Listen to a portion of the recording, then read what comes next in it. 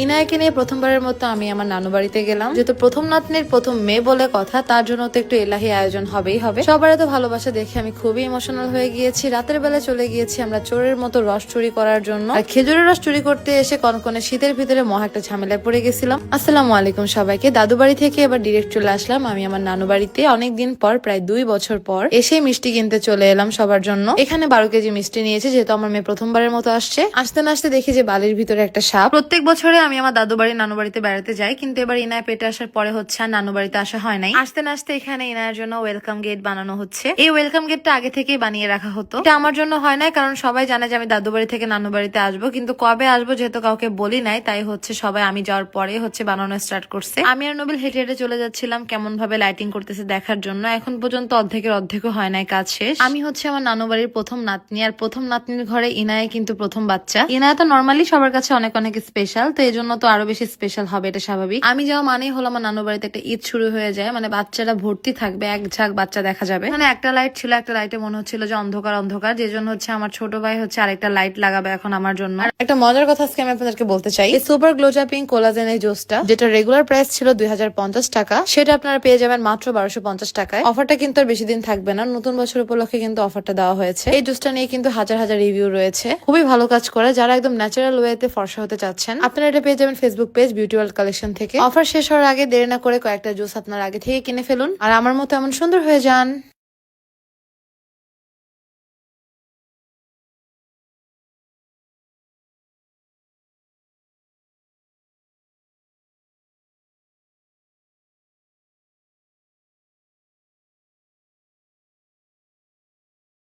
আমি আমার ভাই বোনদের সাথে প্রচুর পরিমাণের ফ্রি, সবার সাথেই হচ্ছে আমার মানে একটা অন্য রকমের আন্ডারস্ট্যান্ডিং, মানে মনে হয় যে আমরা একদম বেস্ট ফ্রেন্ড। নবেল ইনায়কে নিয়ে ঘুরে ঘুরে দেখাচ্ছিল যে লাইটিং এর কাজ কত দূর হচ্ছে। সম্পূর্ণ লাইটের কাজ শেষ করতে করতে প্রায় রাত 11টার মতো বেজে গিয়েছিল। বাড়ির এই মাথা থেকে একদম ওই মাথা পর্যন্ত সম্পূর্ণটাই লাইটিং করা হয়েছে। আরো দূরে লাইটিং করতো, কিন্তু বড়ই গাছের জন্য হচ্ছে লাইটিং করতে পারে নাই, যেহেতু বড়ের সিজন এখন। সকাল সকাল ঘুম থেকে উঠে দেখি যে এক ভ্যান হচ্ছে বাঁশ নিয়ে আসছে। আমি বুঝতেছিলাম না যে বাঁশগুলো দিয়ে আসলে কি করা হবে। ইনার জন্য তো ওয়েলকাম গেট সাজানো হয়েছে, কিন্তু এখানে আবার তাবুও টানানো হচ্ছে। ইনার যেহেতু এখন ছোট, তো অনেক কিছু এখন বুঝতে পারবে না, কিন্তু বড় হলে হচ্ছে বুঝতে পারবে যে ওর জন্য কত কিছু করা হয়েছিল। আর আমি খুবই এনজয় করতেছিলাম এই সমস্ত জিনিসপত্র দেখে, আমার কাছে খুবই ভালো লাগতেছিল। এরপর আমি চলে আসি আমার ভাই বোনদেরকে নিয়ে বাজারে। আমার নানু বাড়ির সাথে হচ্ছে বাজার, আমি দিনের ভিতরে 2 থেকে 3 বার আসি, আর এখানে আসলে আমি সারাদিন এটা ওটা কিনতেই থাকি। এখন বাজে রাত 10টা, হঠাৎ করে আমার মন চাইলো যে খেজুরের রস খাবো। আমি এত রাতে খেজুরের রস কে বা আমাকে খাওয়াবে, আর কইও বা পাবো। এদিকে আমার ছোট ভাই বললো যে আপু তুমি কোনো টেনশন করো না, চলো আমার সাথে, তোমাকে আমি খেজুরের রস আজকে রাতেই খাওয়াবো। আর গ্রামে রাত 10টা মানে তো বুঝতেই পারতেছেন ম্যাক্সিমাম সবাই কিন্তু ঘুমায় পড়ে। এই রাতের বেলায় আমরা একদম ঘেরে চলে যাই, তো ঘেরে চলে যাই শুধুমাত্র খেজুরের রসের সন্ধানে। আমি হচ্ছে ঘেরে এসে জায়গাটা পার হতে পারতেছিলাম না, আর আমাদের সাথে কিন্তু শাওনও গেছিল, তো শাওন হচ্ছে আমাকে পার করা দিচ্ছিল জায়গাটা। আমি অনেক অনেক ভয় পাচ্ছিলাম, তো ফাইনালি সুস্থভাবে আমি পার হতে পেরেছি জায়গাটা। পার হওয়ার মিশন ডান। ভাই বোন একসাথে থাকা মানে হলো মাথার ভিতরে সব ধরনের হিটলারি ইটরামি শয়তানি বুদ্ধি গুরুগুরু করবেই করবে। গাছে কে উঠবে ওরা দুজন ডিসাইড করতেছিল। পরে আমার ভাই শাওনকে বললো যে আপনি দাঁড়ান ভাই, আমি হচ্ছে উপরে উঠি তাহলে। তো আমার ভাই একদম ফুটফুট করে গাছের দিকে উঠে যাচ্ছিল। তো ওই যে হচ্ছে রসের ঠিলে, তো আমাদের গ্রামে হচ্ছে এটাকে রসের ঠিলে বলা হয়। কার গ্রামে এটাকে কি বলে আপনারা অবশ্যই কিন্তু কমেন্ট করে জানাবেন আমাকে। তো ওই গাছে বেশি একটা খেজুরের রস আমরা পাই নাই, মাত্র এতটুকু পেয়েছি, তো এটা নিয়ে অনেক হাসাহাসি করতেছিলাম। এখন হচ্ছে আমি আমার ভাইকে হচ্ছে আরেকটা গাছে উঠাইছি। আমরা সবচেয়ে বেশি বোকামি করছি, আমরা হচ্ছে কোনো জগ না নিয়ে যে নিয়ে গেছিলাম হচ্ছে একটা হাড়ি, তো হাড়িতে কিন্তু অনেকগুলা পড়েও গেছে রস নিচে। আর আমরা কিন্তু রস চুরি করি না, আমরা রস গাছ থেকে নেওয়ার আগে গাছের পারমিশন নিয়ে নিছিলাম যে গাছ ভাই তোমার কাছ থেকে কিন্তু আমরা রস খাচ্ছি। তো গাছ বললো যে আচ্ছা ঠিক আছে নাও, সমস্যা নাই। এবার আমরা অনেকগুলাই কিন্তু রস পাইছি, এটা নিয়ে অনেক হাসাহাসি করতেছিলাম। তো যাই হোক, এই ছিল আমার আজকের মতো ছোট্ট একটি ভিডিও। সামনে কিন্তু আরো মজার মজার ভিডিও আসতেছে। আল্লাহ হাফেজ সবাইকে, সবাই ভালো থাকবেন, সুস্থ থাকবেন, আমার পেজটাকে ফলো করে ফেলবেন।